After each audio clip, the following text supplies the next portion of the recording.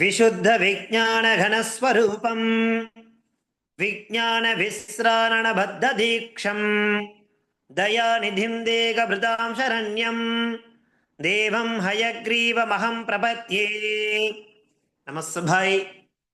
இன்றைய தினம் ஸ்ரீ சுப்பிரமணிய புஜங்கத்தினுடைய ஸ்லோகம் நம்பர் 3, 4 and 5. இந்த 3 ஸ்லோகங்கள் என்னென்ன, அதனுடைய பதச்சேதம், பிரதிபதார்த்தம், பாவார்த்தம் என்ன அப்படிங்கிறத நாம தெரிஞ்சுக்கிருக்கோம். இதற்கு முன்னாடி நாம 2 ஸ்லோகங்களை பார்த்து முடிச்சிருக்கோம் சென்ற வகுப்புல. அந்த ஸ்லோகங்கள் என்னென்ன அப்படிங்கிறத நாம ஒரு தடவை பார்த்துட்டு, குழந்தைகள் சொல்லுவா, மற்றவாலாம் மியூட்ல இருந்துட்டே சொல்லலாம். குழந்தைகள் அந்த ஸ்லோகத்தை இப்போ உச்சாரணம் பண்ணுவா, அதை கேளுங்கோ. மற்றவாலும் அதை அன்மியூட்ல இருந்துட்டே சொல்லலாம். குழந்தைகளா ரெடியா? ததா பால ரூபாபி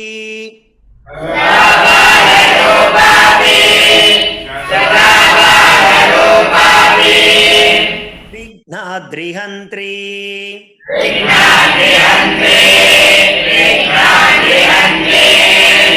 மகாதந்தி வக்த்ராபி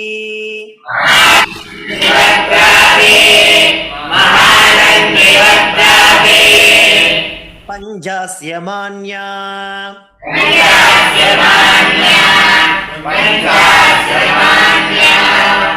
விதீந்திராதிமிருக்யா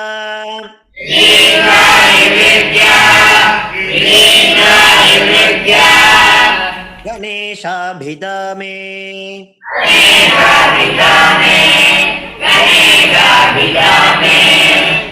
விதத்தாம் ஸ்ரீயம் காபி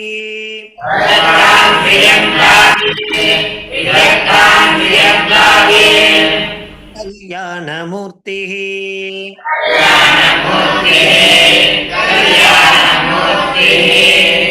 ததா பாலரூபாபி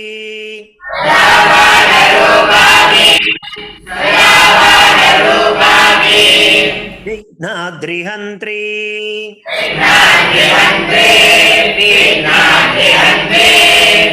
மகாதந்தி வக்த்ராபி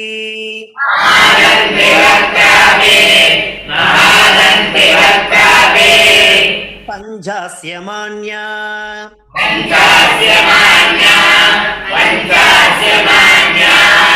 விதீந்திராதிமிருக்யா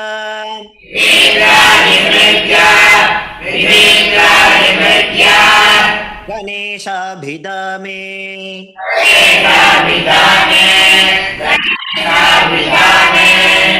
விதத்தாம் ஸ்ரீயம் காபி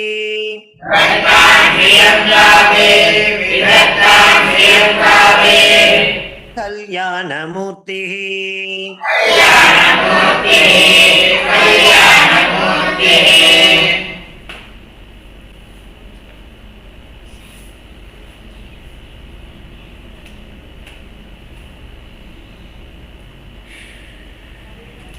न जानामि शब्दं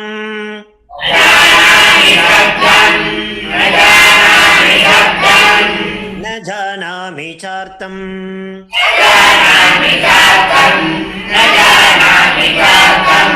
न जानामि पद्यं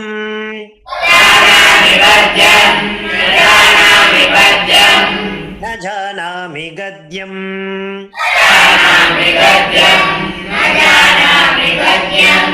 चिदेका षडास्या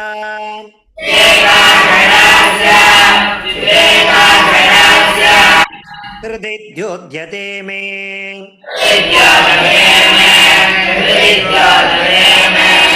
मुखानि सरन्ते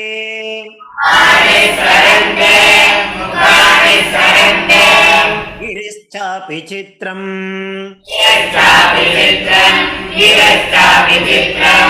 न जानामि शब्दं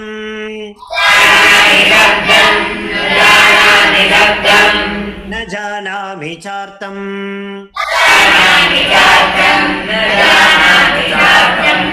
न जानामि पद्यं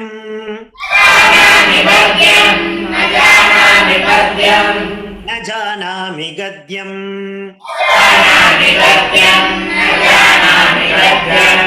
जिजेका षडास्या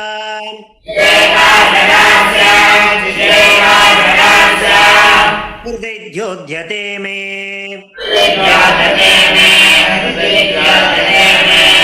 मुखानि सरन्ते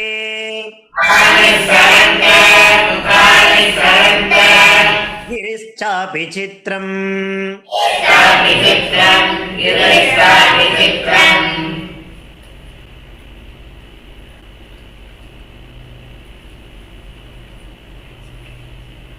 मयूराधिरूढम्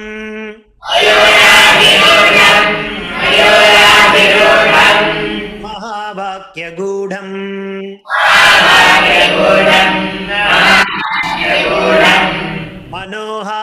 मनोहारिदेहम्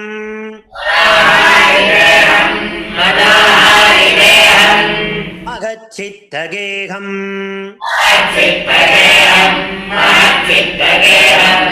महीदेवदेवम्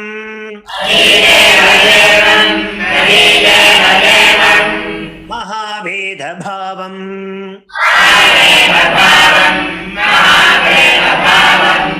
महादेवबालम्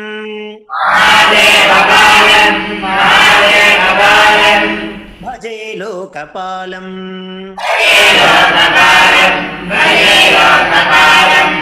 मयूराधिरूढम्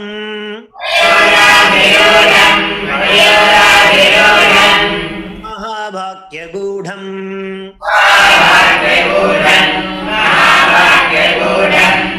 मनोहारिदेहम्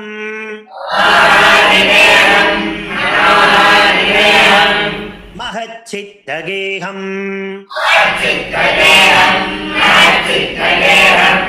महीदेवदेवम्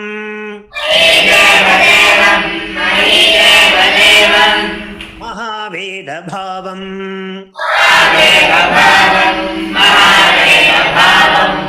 महादेवबालम्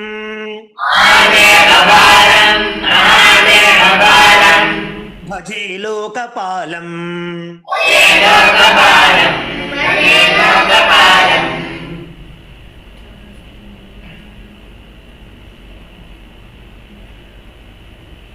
यदा सन्निधानम्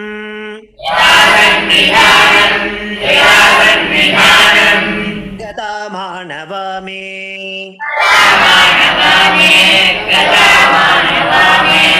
भवाम्भोधिपारम्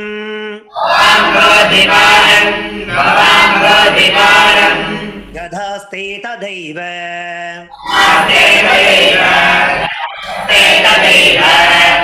दिव्यञ्जयन् सिन्धुतीरे ययास्ते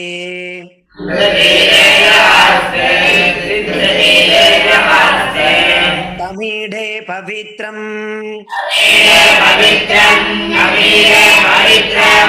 पराशक्तिपुत्रम् यदा सन्निधानम्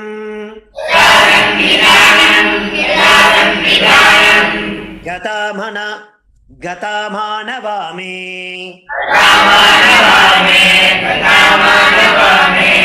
भवाम्भोधिपारम्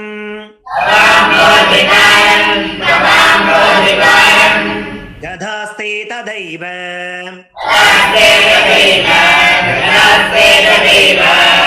दिव्यञ्जयन् सिन्धुतीरे ययास्ते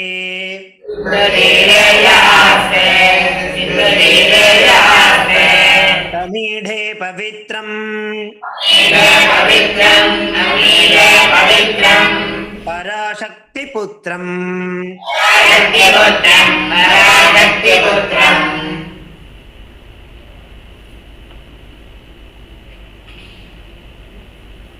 यदाब्धेस्तरङ्गा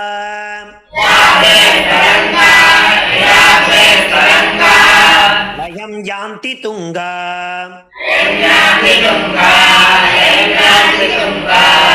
तथैवापदः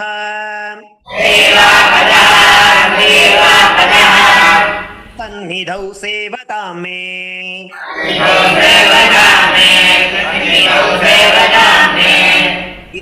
இதீவோர்மி பங்கீஹ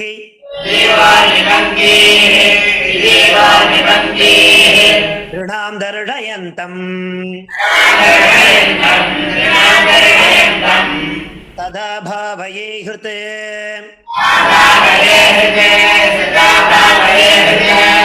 தரோஜே குஹம் தம் யதாப்தே ஸ்தரங்கா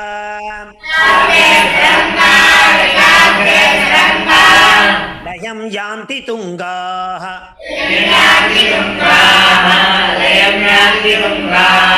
ததைவாபதஹ சந்நிதௌ சேவதாம் மே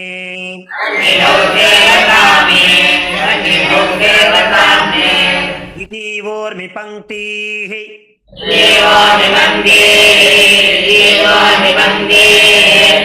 ரிணாம் தர்ஷயந்தம்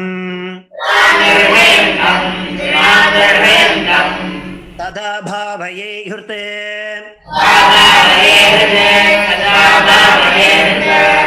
தரோஜே குஹம் தம்.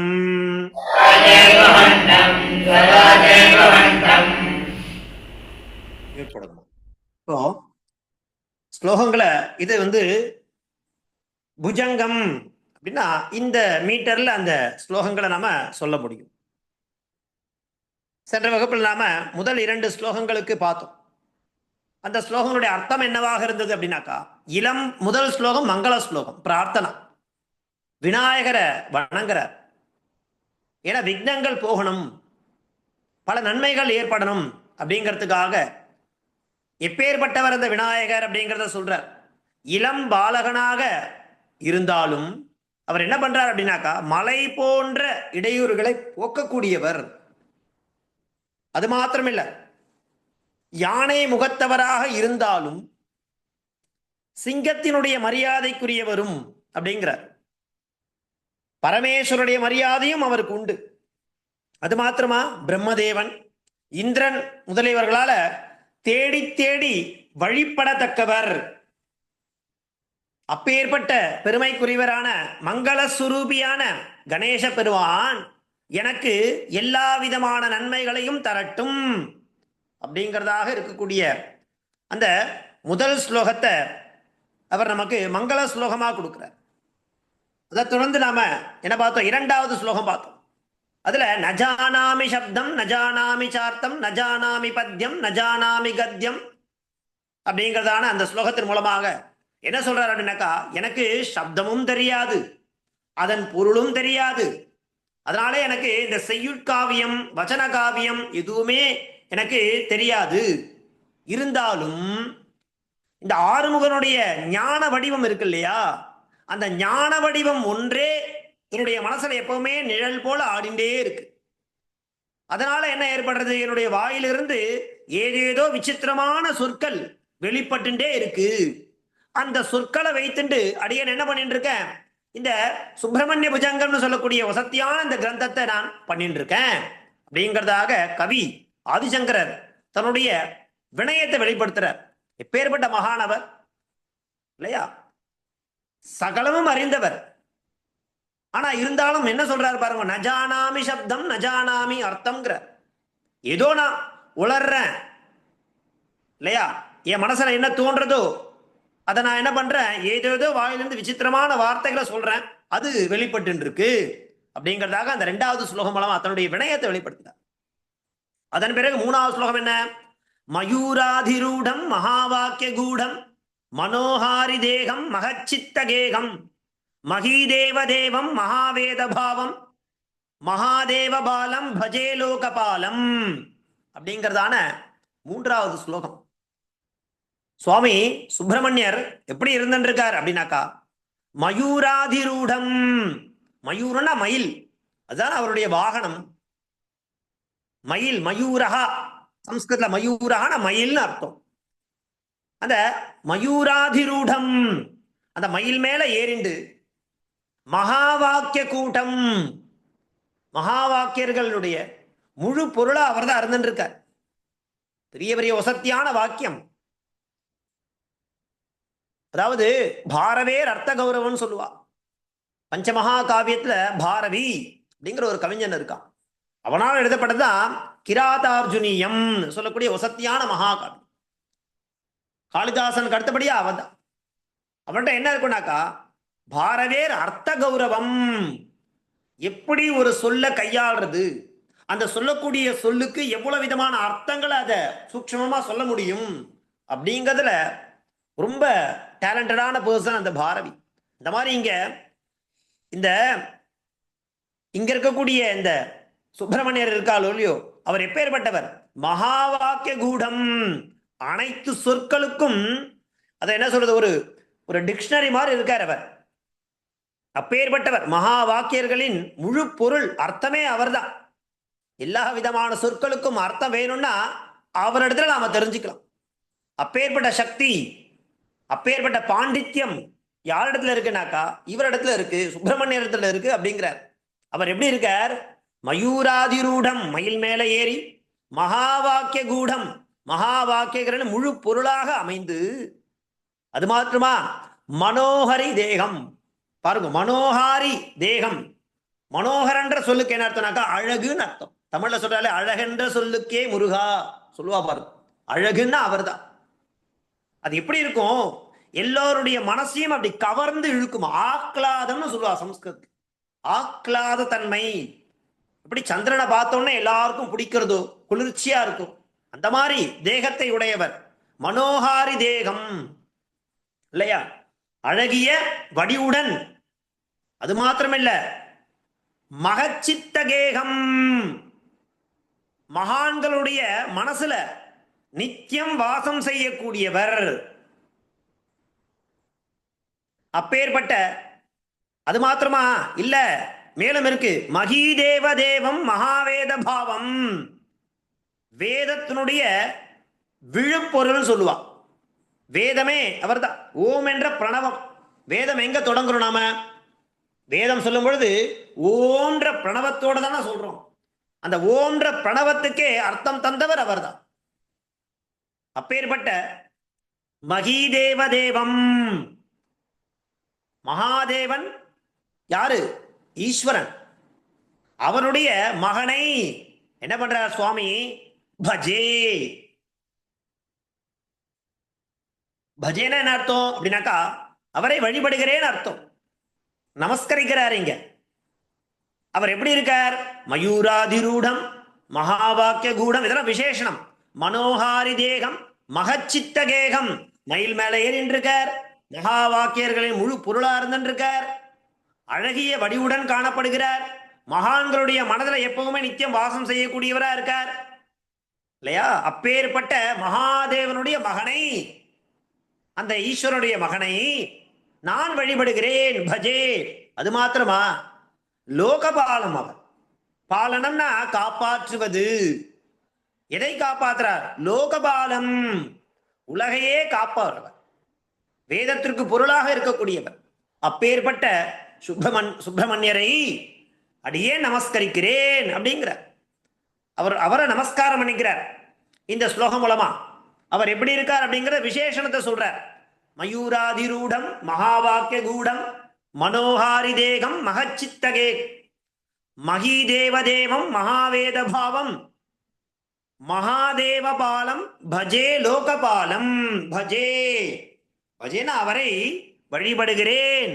எப்பேற்பட்டவர், மகாதேவனுடைய மகன், ஈஸ்வரனுடைய மகன். ஓம் என்ற பிரணவத்துக்கு அர்த்தம் சொன்னவர், வேதத்துக்கு பொருளாக விளங்கக்கூடியவர், எல்லா வாக்கியங்களுக்கும் முழு பொருளாக விளங்கக்கூடியவர், மயில் மேல அமர்ந்திருக்கக்கூடிய அழகிய வடிவுடன் கூடிய. அது மாத்திரமா, மகான்கள்லாம் எப்பொழுதும் சதா சர்வகாலம் அவளுடைய ஹிருதயத்திலேயே வச்சு தியானம் பண்ணக்கூடிய அந்த சுப்பிரமணியரை அகம் பஜே, நான் வணங்குகிறேன், நான் வழிபடுகிறேன் அப்படிங்கிற மாதிரி இந்த மூன்றாவது ஸ்லோகமானது அமைஞ்சிருக்கு. இதை தொடர்ந்து நம்ம பார்க்க போறது ஸ்லோகம் நம்பர் 4. 4வது ஸ்லோகம் என்ன பாருங்க. யதா சந்நிதானம் கதா மாணவாமே பவாம்போதிபாரம் கதாஸ்தே ததைவ இது வியஞ்சயன் சிந்து தீரேயாஸ்தே தமிழே பவித்ரம் பராசக்தி புத்திரம் அப்படிங்கிறார். பராசக்தி புத்திரம், போன ஸ்லோகத்துல மகாதேவனுடைய புத்திரன் சொன்னார் இல்லையா, இந்த ஸ்லோகத்துல பராசக்தி புத்திரனை அடியேன் துதிக்கிறேன். எப்பேற்பட்டவர் அவர் அப்படின்னாக்கா பாருங்கோ, எப்பொழுதும் சதா, சதானா எப்பொழுதும், ஆல்வேஸ், எதா சந்நிதானம் கதாமானவாமே பவாம்போதிபாரம் கதாஸ்தே தவைவ ததைவ இது வியஞ்சயன் சிந்து தீரேயாஸ்தே தமிழே பவித்ரம் பராசக்தி புத்திரம். எப்போ மனிதர்கள் என்னுடைய சன்னிதானம் வந்து சேர்ந்தார்களோ அப்பொழுதே என்ன ஆறுது அப்படின்னாக்கா இந்த சம்சார கடலையும் கடந்து விட்டார்கள் அப்படிங்கிறத அவளுக்கெல்லாம் காண்பிக்கணும். அப்படிங்கிறதுக்காக இந்த கடற்கரை அப்படிங்கிற இடத்துல அவர் என்ன பண்ணிட்டு இருக்கார், வந்து அமர்ந்துட்டு இருக்கார் போல இருக்கு. ஏன்னா சம்சாரம் வேற சமுத்திரம் வேற அல்ல, அதனாலதான் அதை சம்சார சாகரம்னு சொல்றா. அதை கடக்கிறது அவ்வளவு சுலபம் அல்ல. ஆனா மனிதர்கள்லாம் என்ன பண்றான்னாக்கா, எப்பொழுது மனிதர்கள் என் சன்னிதானம் வந்து சேர்ந்தார்களோ அப்பொழுதே அவ என்ன பண்றா, இந்த சம்சார கடலையும் கடந்து விட்டார்கள். எவ்வளவு சூக்ஷ்மமான அர்த்தம் சொல்றாரு பாருங்க. அப்பா நீங்களா இந்த சம்சாரம் அப்படிங்கிறத கடக்க முடியாம தத்தளிச்சின்றிருப்பேல். அதற்கு ஒரு உபாயம் என்ன அப்படின்னாக்கா, இந்த திருச்செந்தூர் சொல்லக்கூடிய இந்த க்ஷேத்திரத்துல மயில் மீது அமர்ந்துண்டு எல்லா வாக்கியத்துக்கும் பொருளாக இருந்துண்டு மகான்களோட இருதயத்துல எப்பவுமே சதா சர்வகாலம் குடியிருந்துண்டு மனதை கட்டி இழுக்கக்கூடிய அந்த செந்தில்நாதன் என்று சொல்லக்கூடிய அழகான தோற்றத்தை உடைய பரம்பொருளான வேதத்திற்கு பொருளான அந்த எம்பெருமான் வீற்றிருக்கார். அவர் யார் அப்படின்னாக்கா, மகாதேவ தேவம் மகி தேவபாலம் மகாதேவ புத்திரம்னு பார்த்தோம். இங்க பராசக்தி புத்திரம், பவித்ரம், புனித தன்மையும் வாய்ந்தவரான அவர் என்ன பண்றார், இங்கேயே வந்து அந்த கடலுக்கு அருகாமையில் அமர்ந்திருக்கார். அந்த சாகரத்தை பார்க்கும்போது என்ன தோன்றது அப்படின்னாக்கா, எப்பொழுதெல்லாம் மனிதர்கள் என் சன்னிதானம் வந்து சேர்ந்தார்களோ அப்பொழுதே சம்சார அந்த கடலையும் கடந்து விட்டார்கள். என்ன நீ வந்து வழிபட்டா போறோம், என் சன்னிதானம் வந்து சேர்ந்தா போறோம், அந்த சம்சார கடல்ல இருந்து எப்படி நீ நீந்தி கடந்து போகலாம் அப்படிங்கிறத நான் பார்த்துக்கிறேன் அப்படிங்கிற அதை காட்டுவதற்கு போல கடற்கரையில் நிலை பெற்றிருக்கக்கூடிய அந்த பராசக்தி புத்திரனை, பவித்திரமானவரை அகம் நான் என்ன பண்றேன், பஜே நான் துதிக்கிறேன் அப்படிங்கிற. யதா சந்நிதானம் கதா மாணவாமே, மாணவாக இந்த ஜனங்கள்லாம் இருக்கால மனிதர்கள், கதாமே எப்போ, எதான எப்பொழுது, மே சந்நிதானம் என்னுடைய அந்த சன்னிதானத்தை வந்து சேர்ந்தார்களோ பவாம்போதிபாரம் கதாஸ்தே ததைவ அவ சேர்ந்த உடனே என் சன்னிதானம் வந்து சேர்ந்தார்களோ அப்பொழுதே இந்த சம்சார கடலையும் கடந்து விட்டார்கள்.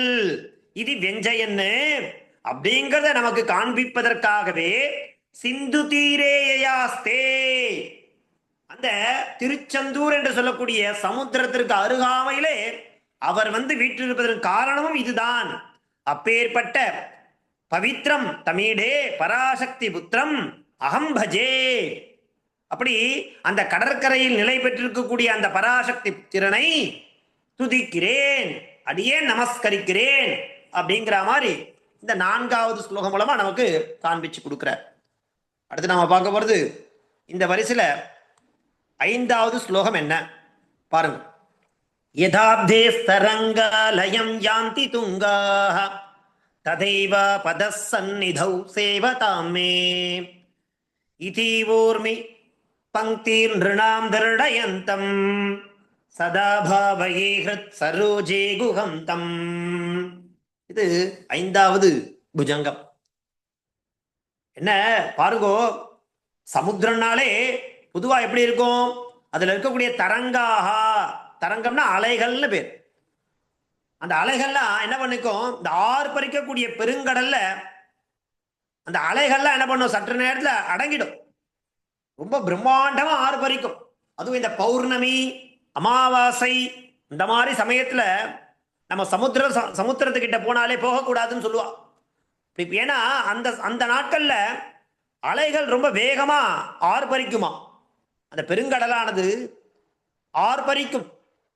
ஆனா என்ன ஆகும், மற்ற நாட்கள்ல அலைகள் சற்று நேரத்தில் அடங்கி விடுவது போல என்னை சேவிக்கும் பக்தர்களின் இன்னல்கள் அப்படிங்கிறது இடம் தெரியாமல் போயிடும் அப்படிங்கிறார் சுப்பிரமணியர்.